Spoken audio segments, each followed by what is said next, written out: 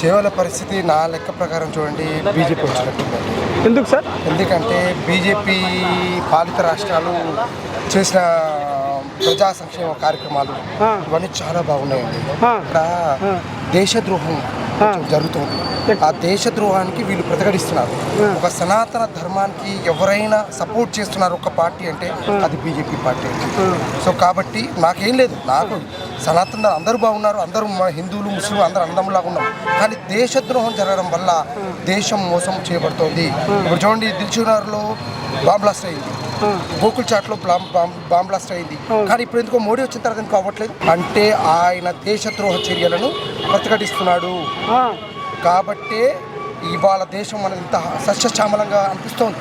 అంటే ఇంత ముందు కంటే ఇప్పుడు చాలా బెటర్గా అనిపిస్తుంది. సో కాబట్టి నా లెక్క ప్రకారం మళ్ళీ ఈసారి బీజేపీ చాలా ఎక్కువ సీట్స్ వస్తుందని నా అంచనా.